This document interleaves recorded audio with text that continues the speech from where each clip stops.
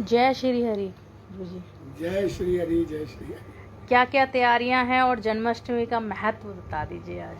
सबसे प्रथम तो आपके चैनल के माध्यम से मैं सभी देशवासी, सभी प्रभु प्रेमियों को, खास करके फरीदाबाद के निवासियों को आज के जन्माष्टमी के पावन पर्व पर बधाई देता हूँ, शुभकामना करता हूँ।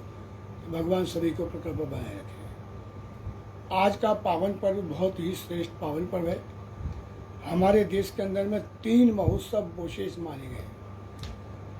राम अवतार हुआ रामनवमी, भगवान कृष्ण की महाशिवरात्रि शंकर जी की, एवं भगवान कृष्ण की जन्माष्टमी महोत्सव।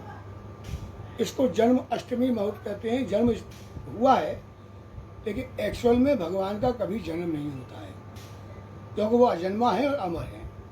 इसलिए अवतार दिवस है। और अवतार जब होता है, जब धर्म की हानि होने लगती है, अधर्म बढ़ने लगता है। तो आज से 5200 वर्ष पूर्व भगवान का भाद्र कृष्ण पक्ष अष्टमी बुधवार रोहिणी नक्षत्र में रात्रि के मध्याह्न 12 बजे में उनका अवतार हुआ। और आज वो परंपरा हमारी चली आ रही है सनातन धर्म की। आज भी हम अष्टमी के दिन, आज अष्टमी का दिन है, अब इसके अंदर में कुछ मतांतर हैं।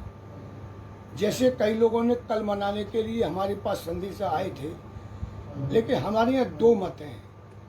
एक शैव मत है, एक वैष्णव मत है। शैव मत जो है शिव जी को मानने वाला है, और वैष्णव जो है विष्णु जी को मानने वाला है। अब क्योंकि भगवान कृष्ण विष्णु जी का ही अवतार है, तो इसलिए हम उदया तिथि लेंगे। वैष्णव उदया तिथि लेते हैं, शैव जो है सायंकाल की तिथि लेते हैं। तो आज उदया तिथि में अष्टमी है, जो कि 12 बजे तक लगभग मानी जाएगी। तो आज हम लोग जन्म भगवान का अवतार दिवस मनाएंगे। इसके अंदर में व्रत का विधान है। प्रातःकाल स्नान करके सभी प्रभु प्रेमी भक्तों को चाहिए भगवान से प्रार्थना करें कि हम आज आपका व्रत रखेंगे। आप ही उसको निभाने की कोशिश करें। अधिक कोशिश करनी चाहिए कि फलाहार रखें। अगर निर्जल निराहार रह सकें तो बहुत अच्छी बात है, अन्यथा फलाहार रखें, अन्न नहीं खाएं। अन्न के अंदर में विकार है, इसलिए निंद्रा आती है, क्रोध आता है। तो व्रत के अंदर में इसका परित्यागन कर दें। व्रत माने एक बंधन, एक उसमें बंधना जो उनके नियम है।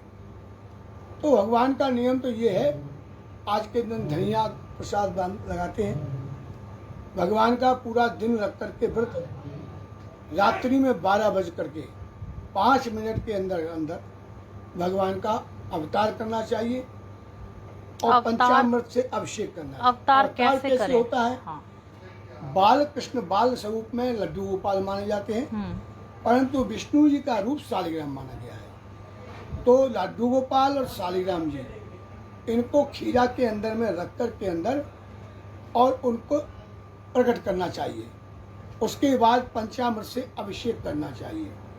पंचामृत माने, बैठ जाओ बेटा, दूध, दही, घी, बूरा और शहद, इन 5 से क्रम से सबसे पहले दूध से स्नान कराएं, फिर दही से स्नान कराएं, फिर शहद से स्नान कराएं, फिर घी से स्नान कराएं, और बाद में फिर बूरे से स्नान कराएं, फिर शुद्ध जल से स्नान कराएं। इस प्रकार करने के बाद में फिर उनको श्रृंगार करके और उनकी आरती उतारनी चाहिए, जिसको महाआरती भी कहते हैं। ये आज के संपूर्ण दिवस का विधान है। ऐसा पालन करने से भगवान प्रसन्न होते हैं। अब किसी प्रकार की कोई गलती मान लो हो ही जाती है, तो वैसे भगवान तो कहते हैं, भाव को भाव अलख आलसहु, नाम जपत मंगल दिशदसहु। भाव से, कुभाव से, आलस्य में, जागृत अवस्था में, चेतन अवस्था में किसी प्रकार से भी भगवान का भजन किया जाए, आराधना की जाए, पूजा की जाए, वंदना की जाए, भगवान उससे प्रसन्न हो जाते हैं। अब कोई कहते हैं इसका पूर्ण विधान क्या? पूर्ण विधान तो बहुत लंबा चौड़ा है, तो एक साधारण व्यक्ति कैसे कर पाएगा? तो भगवान ने गीता में कहा है, पत्रम पुष्पम फलम तोयम यो मत भक्त्या समप्रिय। पत्र से यानी तुलसी पत्र से पत्रम पुष्पम, पुष्प माने आप जानते हैं वैसे तो भगवान को कोई पुष्प ले ले, लेकिन अपने मन का हृदय का पुष्प अर्पण करना चाहिए। तो ये हम जल कहते हैं, गंगा जल हो, लेकिन शालिग्राम जी को गंगा जल से स्नान नहीं किया जाता, यमुना जल से। अन्यथा कोई भी जल लेके उसमें तुलसी अर्पण कर दे वो पावन हो जाता है। तो भगवान इतना करने से भी प्रसन्न हो जाते हैं, लेकिन शुद्ध भाव से करें और श्रद्धा से करें, विश्वास से करें। तो विश्वासम फलदायकम श्रद्धावान लभते ज्ञानम। तो ये शास्त्र की बात है, आज इसको आप करें। इसके साथ साथ जब भगवान का अवतार हुआ तो उसके बाद मैया यशोदा ने उनको झूला में झुलाया। इसीलिए आज हर स्थान पर, हर मंदिर में झूला डाले जाते हैं। यद्यपि वृंदावन क्षेत्र के अंदर में हरियाली तीज के पावन उत्सव पर रक्षाबंधन तक झूले चलते हैं, लेकिन अन्य पूरे देश में आज के दिन झूला डाला जाता है और भगवान को झुलाया जाता है। झूला झुलाने से भगवान प्रसन्न होते हैं और आपकी मनोकामना पूरी होती है। आज का ये विधान है। और अभी कुछ मंदिरों में, कुछ घरों में, मतलब अधिकांश घरों में केक काटने की प्रथा चल रही है भगवान बहुत का। सुंदर प्रश्न किया है। ये पाश्चात्य सभ्यता की ये देन है जो हमारे यहाँ नहीं है। हमारे हैप्पी बर्थडे जो कहते हैं, मैं उसका विरोध करता हूँ। भगवान का हैप्पी बर्थ तो हुआ ही नहीं, जन्मदिन भी नहीं हुआ उनका, तो प्राकट्य दिवस है। दूसरी बात, हम 200 साल तक गुलामी हमने अंग्रेजों की की, रंग रंग में आज हमारे वो उनके किए हुए संस्कार, दिए हुए संस्कार विद्यमान है। लेकिन नई प्रथा जो चल रही है ये केक काटने की, ये बिल्कुल नितांत गलत है। इसके अंदर अश्रद्धा होती है, इसमें मजाक किया जाता है, इसमें व्यंग किया जाता है। इसलिए केक काटने की व्यवस्था हमारी नहीं है। हमारे यहाँ तो अवतार के समय अभिषेक करने की व्यवस्था है, प्रसाद लगाने की व्यवस्था है। भगवान को कलाकंद अर्पण करो और उसको बांटो। हमारे यहाँ केक की कोई व्यवस्था नहीं, बर्थडे नहीं। हमारे यहाँ तो भगवान की जन्माष्टमी की शुभकामनाओं सहित बधाई जाती है। कई लोग मेरे से कहते हैं आज जन्माष्टमी मुबारक हो। हम हिंदू हैं भाई, हम मुबारक क्यों कहेंगे? हमको मुबारक, लेकिन ये भी हमारी है। हम लोगों ने उनकी, मुसलमानों की भी जो गुलामी की है, परंतु आज हमको 78 वर्ष हो गए, अपना देश स्वतंत्र होकर किया हुआ है। अपनी संस्कृति को अपनावें, न तो मुबारकबाद दें। फरीदाबाद के अंदर में हम यहाँ पहले देखा करते थे, दशहरा हो तो मुबारक, ये हो तो मुबारक। हमने अथक प्रयत्न करके सबको समझाया है। आज बड़ी प्रसन्नता होती है। 90% लोग अब बधाई देते हैं, शुभकामना देते हैं। इसलिए शुभकामना दें, बधाई दें और ये केक आदि ना काटें। आज का क्या प्रोग्राम है मंदिर में? आज का बहुत सुंदर प्रोग्राम है यहाँ। दूसरी बात, एक आज परंपरा और भी चल गई है, एक कंपटीशन झांकियों की भी होती है। मैं आपको थोड़ी सी बात बताऊं, मैं यानी जिस सन 70 में फरीदाबाद में आया तो यहाँ कोई झांकियाँ नहीं बनती थी। सिर्फ एक बांके बिहारी मंदिर के अंदर में छोटे से पालने को गुलाबों से सजाया जाता था। बड़ी चर्चा चलती थी। मैं आया 1970 के अंदर में, तो हमने यहाँ 2-4 झांकियाँ बनाई। वो झांकियों की परंपरा चली है, लेकिन वो झांकियाँ भगवान कृष्ण से संबंधित ही होनी चाहिए। अगर हम कोई कथा कर रहे हैं, कथा में भजन गा रहे हैं, तो वो उस कथा के प्रसंग के अनुसार होना चाहिए। तो ये भी उसी के अनुसार झांकियाँ बननी चाहिए।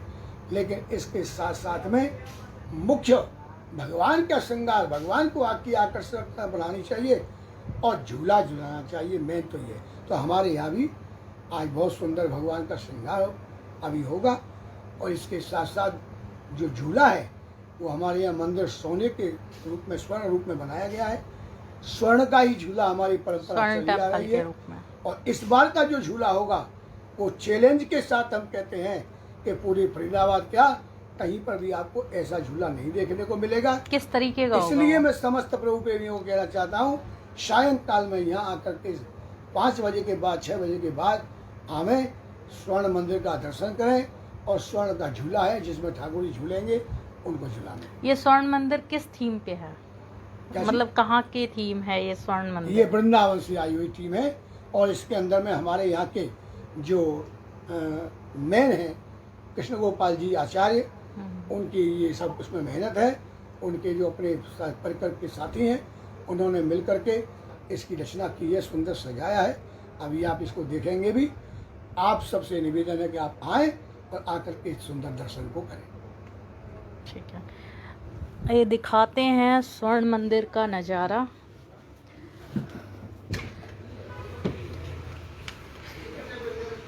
देखिए सोने से सजा हुआ मंदिर है।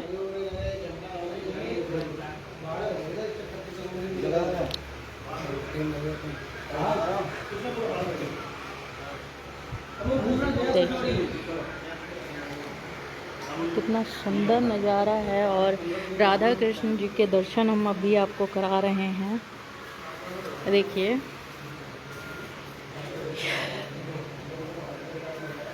पूरा सोने से सजा हुआ मंदिर है, हम इसको स्वर्ण मंदिर कह सकते हैं। राधा कृष्ण की जी मूर्ति है और संग ही देखिए झूला है, ये छोटा अभी बनाया जा रहा है फिलहाल।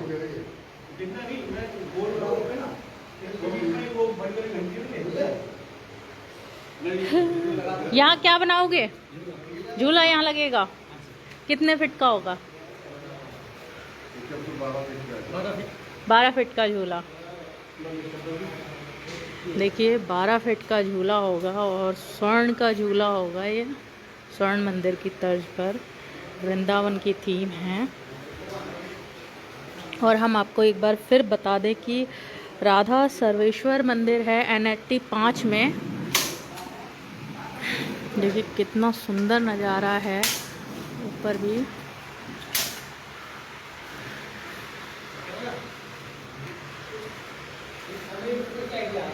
अंदर से और बाहर से बहुत ही सुंदर सजाया गया है इस मंदिर को।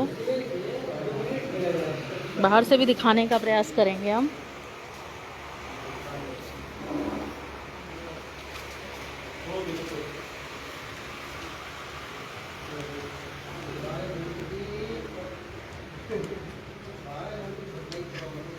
देखिए श्री राधा सर्वेश्वर मंदिर है और बाहर से भी देखिए सोने का सजा हुआ है। ये देखते रहिए, अभी तक के लिए इतना ही।